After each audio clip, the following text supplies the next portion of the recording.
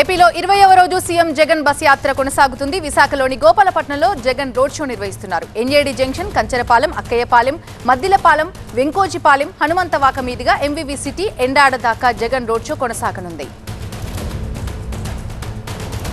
అంతకుముందు పినగడి జంక్షన్ దగ్గర సీఎం జగన్ కి ఘన స్వాగతం పలికారు జనం. ముఖ్యమంత్రికి గజమాలలతో వెల్కమ్ చెప్పారు. ప్రజల జయ ద్వానాలతో పినగడి జంక్షన్ దద్దరిల్లిపోయింది. సీఎం సీఎం అంటూ వైసీపీ కార్యకర్తలు, అభిమానులు హోరెత్తించారు. స్థానిక ప్రజలను పలకరిస్తూ వాళ్ల సమస్యలు తెలుసుకుంటూ ముందుకు సాగుతున్నారు ముఖ్యమంత్రి జగన్. అటు బస్ యాత్రకి జనం భారీగా తరలి వస్తున్నారు. జగన్ కి తమ సమస్యలు చెప్పుకోవడానికి భారీగా తరలి వస్తున్నారు జనం. బస్ యాత్ర ప్రారంభం కాగానే సీఎం జగన్ ని కలుసుకోవడానికి కొందరు ప్రజలు వచ్చారు. అనారోగ్యంతో బాధపడుతున్న చిన్నారిని చూసి ముఖ్యమంత్రి చలించిపోయారు. వైద్య సహాయం అందిస్తామని చిన్నారి తల్లిదండ్రులకి భరోసా ఇచ్చారు ముఖ్యమంత్రి. నిన్న అనకాపల్లిలో జగన్ సభకొచ్చిన స్పందనకు మించి ఇవాళ విశాఖ జిల్లాలోనూ ఉంటుందంటున్నారు మంత్రి అమర్నాథ్. విశాఖ జిల్లాలోని అన్ని సీట్లను వైసీపీ గెలుస్తుందని ఆయన ధీమా వ్యక్తం చేశారు. ఒక్క విశాఖ నగరంలోనే అభివృద్ధి పనుల కోసం 3,000 రూపాయల కోట్లు ఖర్చు చేశామని గుర్తు చేశారు అమర్నాథ్.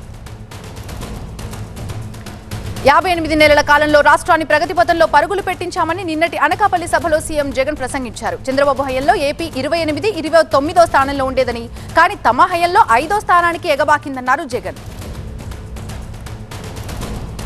పెత్తందారులపై యుద్ధానికి ప్రజలు సిద్ధంగా ఉండాలన్నారు సీఎం జగన్. చంద్రబాబు తన మీద రాళ్లు వేయమని చెబుతున్నారని, చంద్రబాబు దత్తపుత్రుడి ఎజెండా అదే అన్నారు జగన్. తనను కొట్టడానికి, హాని చేయడానికి వాళ్లకు అధికారం కావాలట అని కూడా కామెంట్ చేశారు.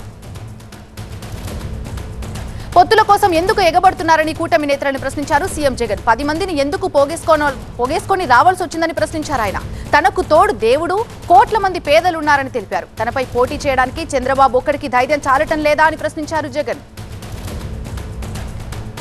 గతంలో ఎప్పుడైనా వైసీపీ ప్రభుత్వం అమలు చేస్తున్న పథకాలు చూశారా అని ప్రశ్నించారు సీఎం జగన్. వృద్ధులకు 1వ తేదీనే ఇంటికి పెన్షన్ వస్తుందన్నారు. 2,70,00,000 మంది మహిళల ఖాతాల్లో అమ్మఒడి డబ్బులు జమ చేశామని గుర్తు చేశారు ముఖ్యమంత్రి.